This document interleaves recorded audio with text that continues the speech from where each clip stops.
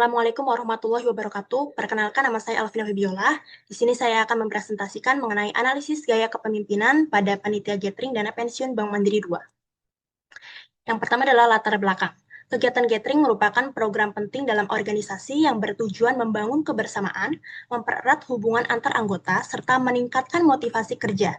Di dana pensiun Bank Mandiri II, pelaksanaan gathering melibatkan panitia dengan tugas dan tanggung jawab yang beragam, sehingga membutuhkan koordinasi dan kepemimpinan efektif. Tanpa kepemimpinan yang baik, kerjasama tim, pengambilan keputusan, dan kelancaran kegiatan sulit tercapai. Lalu selanjutnya adalah identifikasi masalah. Berdasarkan latar belakang yang telah dijelaskan, maka rumusan masalah dalam pembahasan mengenai penerapan gaya kepemimpinan pada panitia gathering dana pensiun Bank Mandiri II sebagai berikut. Yang pertama adalah bagaimana bentuk dan pola gaya kepemimpinan yang diterapkan dalam kepanitiaan gathering dana pensiun Bank Mandiri II. Yang kedua adalah faktor-faktor apa saja yang mempengaruhi efektivitas kepemimpinan dalam panitia gathering dana pensiun Bank Mandiri II. Yang ketiga adalah bagaimana dampak kepemimpinan panitia terhadap kerjasama tim dan pencapaian tujuan kegiatan gathering. Lalu selanjutnya adalah tujuan penelitian. Yang pertama adalah menjelaskan bentuk dan pola kepemimpinan yang selanjutnya adalah tujuan penelitian. Yang pertama adalah menjelaskan bentuk dan pola kepemimpinan yang diterapkan dalam kepanitiaan gathering dana pensiun Bank Mandiri II. Yang kedua, mengidentifikasi faktor-faktor yang mempengaruhi efektivitas kepemimpinan dalam panitia gathering dana pensiun Bank Mandiri II. Yang ketiga adalah menganalisis dampak kepemimpinan panitia terhadap kerjasama tim, serta pencapaian tujuan kegiatan gathering dana pensiun Bank Mandiri II. Nah, selanjutnya adalah konsep dasar kepemimpinan. Menurut YKL tahun 2011, kepemimpinan merupakan proses mempengaruhi orang lain untuk memahami dan menyetujui kebutuhan yang harus dipenuhi dan cara melakukannya, serta proses memfasilitasi individu dan kelompok berusaha mencapai tujuan bersama. Kepemimpinan tidak bersifat satu arah, melainkan melibatkan interaksi antara pemimpin dan anggota secara timbal balik. Nah, kepemimpinan merupakan unsur fundamental dalam suatu organisasi karena berperan sebagai penggerak utama yang menentukan arah, tujuan, serta keberhasilan pencapaian kinerja organisasi. Secara umum, konsep dasar kepemimpinan berkaitan dengan kemampuan seseorang dalam mempengaruhi, mengarahkan, dan membimbing individu atau kelompok agar bersedia bekerja sama secara efektif untuk mencapai tujuan yang telah ditetapkan. Selanjutnya adalah kecerdasan pembentuk kepemimpinan. Kecerdasan pembentuk kepemimpinan merupakan kemampuan yang mendukung peran pemimpin dalam mengelola tim dan mencapai tujuan bersama. Pemimpin yang efektif tidak hanya cerdas secara intelektual, tetapi juga mampu mengelola emosi, menghadapi tekanan, menjunjung nilai moral, serta mengelola sumber daya secara bertanggung jawab. Kecerdasan tersebut meliputi kecerdasan finansial, kecerdasan adversitas, kecerdasan intelektual, kecerdasan spiritual, serta kecerdasan emosional dan spiritual. Yang pertama adalah kecerdasan finansial. Kecerdasan finansial adalah kemampuan pemimpin dalam merencanakan, mengelola, dan mengendalikan penggunaan dana secara tepat dan bertanggung jawab. Dalam konteks kepanitiaan gathering, kecerdasan finansial sangat dibutuhkan dalam penyusunan anggaran, pengalokasian biaya kegiatan, serta pengawasan pengeluaran agar sesuai dengan rencana. Pemimpin dengan kecerdasan finansial yang baik mampu menjaga transparansi keuangan, mencegah pemborosan, dan memastikan kegiatan berjalan sesuai kemampuan dana yang tersedia. Yang kedua adalah kecerdasan adversitas. Kecerdasan adversitas merupakan kemampuan pemimpin dalam menghadapi tekanan, hambatan, dan situasi sulit tanpa mudah menyerah. Dalam kepanitiaan, berbagai kendala seperti perubahan jadwal, keterbatasan anggaran, atau masalah teknis seringkali muncul. Pemimpin yang memiliki kecerdasan adversitas tinggi mampu tetap tenang, mencari solusi, serta mengajak anggota untuk tetap fokus dan optimis dalam menyelesaikan masalah yang dihadapi. Lalu selanjutnya adalah kecerdasan intelektual. Kecerdasan intelektual berkaitan dengan kemampuan berpikir logis, menganalisis masalah, dan mengambil keputusan secara rasional. Seseorang pemimpin membutuhkan IQ yang baik untuk menyusun perencanaan kegiatan, memahami alur kerja panitia, serta menentukan langkah yang tepat dalam situasi tertentu. Dengan kecerdasan intelektual yang memadai, pemimpin dapat membuat keputusan efektif dan menghindari kesalahan yang dapat menghambat jalannya kegiatan. Lalu yang keempat adalah kecerdasan spiritual. Kecerdasan spiritual merupakan kemampuan pemimpin dalam memahami nilai-nilai moral, etika, dan makna tanggung jawab dalam setiap tindakan. Kecerdasan spiritual membantu pemimpin bertindak jujur, adil, dan konsisten antara ucapan dan perbuatan. Dalam kepemimpinan gathering, kecerdasan spiritual tercermin melalui sikap saling menghargai, menjunjung etika kerja, serta menempatkan kepanitiaan bersama di atas kepentingan pribadi. Lalu yang kelima adalah kecerdasan emosional dan spiritual. Nah, kecerdasan emosional dan spiritual merupakan perpaduan kemampuan mengelola emosi diri, memahami perasaan orang lain, serta bertindak berdasarkan nilai-nilai kebaikan. Pemimpin dengan kecerdasan emosional dan spiritual yang baik mampu menjaga hubungan kerja yang harmonis, mengelola konflik secara bijak, serta memberikan dukungan moral kepada anggota panitia.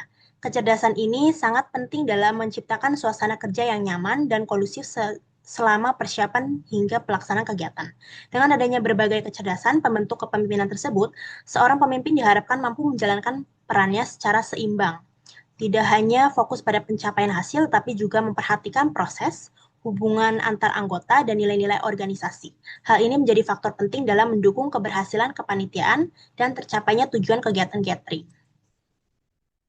Lalu selanjutnya adalah tipe kepemimpinan. Tipe kepemimpinan merupakan pola perilaku pemimpin dalam mempengaruhi, mengarahkan, dan mengelola anggota organisasi. Tipe ini menunjukkan bagaimana pemimpin mengambil keputusan, berkomunikasi, serta bersikap terhadap anggota. Dalam teori kepemimpinan, terdapat beberapa tipe kepemimpinan, antara lain kepemimpinan paternalistik, kepemimpinan militeristik, kepemimpinan karismatik, kepemimpinan demokratis, kepemimpinan liberal, dan kepemimpinan laissez-faire.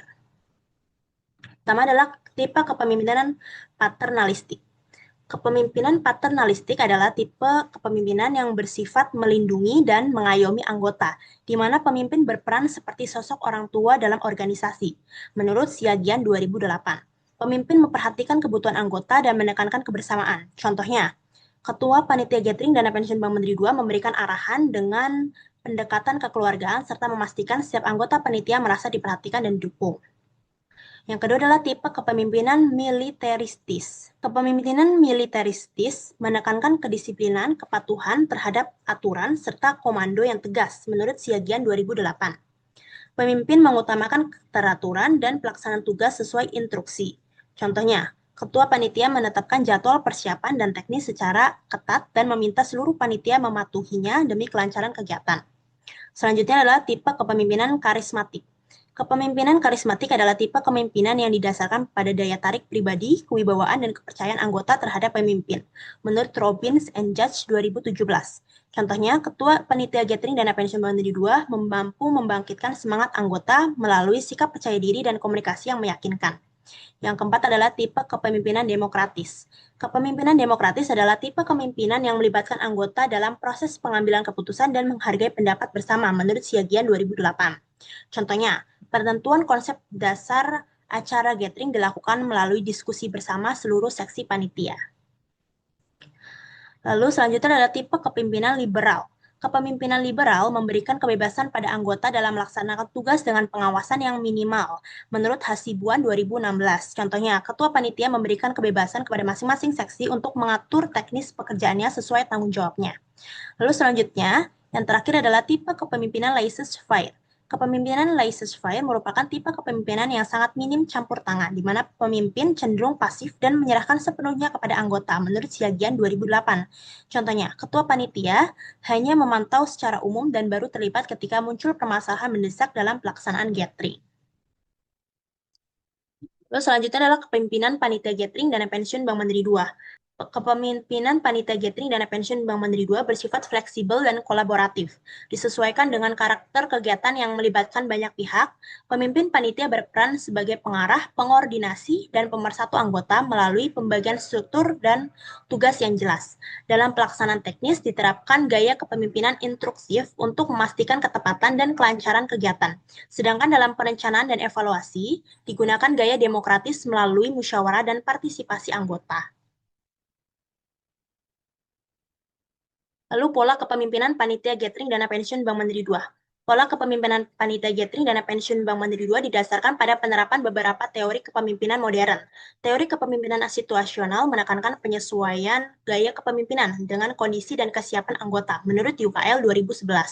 Teori kepemimpinan transformasional berperan dalam memotivasi, menginspirasi, serta membangun komitmen dan kebersamaan anggota panitia menurut Robbins and Judge 2017. Sementara itu, teori kepemimpinan perilaku menegaskan bahwa kepemimpinan dapat dibentuk melalui perilaku positif seperti keterbukaan, kedisiplinan, komunikasi, dan keteladanan menurut UKL 2011. Kombinasi ketiga teori tersebut membentuk kepemimpinan panitia yang adaptif, kolaboratif, dan efektif. Selanjutnya adalah peran kepemimpinan. Yang pertama adalah sebagai motivator, sebagai penggerak kerja tim, sebagai pengambil keputusan, sebagai mediator, dan penjaga keharmonisan. Lalu yang kelima adalah sebagai pengarah pelaksanaan kegiatan. Yang pertama adalah sebagai motivator. Pemimpin berperan memberikan dorongan semangat kepada anggota panitia, misalnya dengan memberikan apresiasi atas kinerja yang baik, menyemangati saat persiapan terasa melelahkan, dan menjaga optimisme menjelang hari pelaksanaan acara. Kelebihannya, anggota panitia menjadi lebih bersemangat dan merasa dihargai. Kekurangannya, motivasi dapat terasa kurang bermakna jika hanya berupa ucapan tanpa dukungan nyata. Solusinya, pemimpin perlu menyeimbangkan motivasi verbal dengan tindakan nyata seperti membantu pekerjaan anggota atau memberikan solusi saat ada kendala. Lalu yang kedua adalah sebagai penggerak kerja tim. Pemimpin berperan menggerakkan seluruh anggota panitia agar bekerja sesuai tugas masing-masing, serta menjaga kerjasama antar seksi seperti acara, konsumsi, perlengkapan, dan dokumentasi. Kelebihannya, koordinasi kerja menjadi lebih terarah dan tujuan kegiatan lebih mudah tercapai. Kurangannya, jika terlalu fokus pada kerja tim, beberapa individu bisa merasa bebannya tidak merata. Solusi pemimpin perlu memastikan pembagian tugas adil dan sesuai kemampuan setiap anggota. Yang ketiga adalah sebagai pengambil keputusan. Dalam proses persiapan maupun pelaksanaan gathering, pemimpin harus mampu mengambil keputusan, baik melalui musyawarah maupun secara cepat, ketika menghadapi kondisi mendesak seperti perubahan jadwal atau kendala teknis. Kelebihannya, masalah dapat segera ditangani dan kegiatan tetap berjalan lancar. Kekurangannya, keputusan yang terlalu cepat berpotensi menimbulkan ketidakpuasan sebagian anggota. Solusinya, pemimpin tetap membuka ruang evaluasi dan penjelasan setelah keputusan diambil. Lalu yang keempat adalah sebagai motivator dan penjaga keharmonisan. Pemimpin berperan sebagai pencegah apabila terjadi perbedaan pendapat atau konflik antar anggota panitia, serta menjaga suasana kerja tetap kondusif. Kelebihannya, konflik tidak berlarut-larut dan hubungan kerja tetap terjaga. Kekurangannya, jika tidak netral, pemimpin bisa dianggap memihak. Solusinya, pemimpin harus bersikap objektif dan mendengarkan semua pihak sebelum mengambil keputusan. Lalu yang terakhir adalah sebagai pengarah pelaksanaan kegiatan. Nah, pemimpin memastikan seluruh rangkaian kegiatan berjalan sesuai rencana, mulai dari persiapannya hingga evaluasi akhir acara. Kelebihannya, kegiatan terlaksana dengan tertib dan terorganisir. Kekurangannya, pengawasan yang terlalu ketat dapat membuat anggota merasa tertekan. Solusinya, pemimpin perlu menyesuaikan pengawasan dengan situasi serta memberikan kepercayaan kepada anggota panitia. Jadi secara keseluruhan, pemimpin panitia gathering dana pensiun Bank Mandiri II dituntut untuk mampu menyeimbangkan peran sebagai pengarah, motivator, dan penjaga keharmonisan tim. Kepemimpinan yang efektif tidak hanya berorientasi pada keberhasilan acara, tetapi juga pada kenyamanan dan kebersamaan seluruh anggota panitia dalam menjalankan tugasnya. Selanjutnya adalah kesimpulan dan saran. Kepemimpinan panitia gathering dana pensiun Bank Mandiri II bersifat fleksibel dan adaptif dengan mengombinasikan ketegasan dalam pengaturan tugas dan pendekatan kebersamaan dalam koordinasi. Pola kepemimpinan ini mampu menciptakan kerjasama tim yang solid, komunikasi yang baik, serta mendukung pelaksanaan gathering yang berjalan tertib, lancar, dan sesuai tujuan organisasi. Sarannya adalah pemimpin panitia diharapkan terus menjaga keseimbangan antara ketegasan dan pendekatan kekeluargaan, serta mempertahankan komunikasi yang terbuka. Selain itu, evaluasi kegiatan perlu dilakukan secara rutin sebagai bahan perbaikan agar efektivitas kerja tim dan kualitas pelaksanaan gathering di masa mendatang dapat terus ditingkatkan. Terima kasih.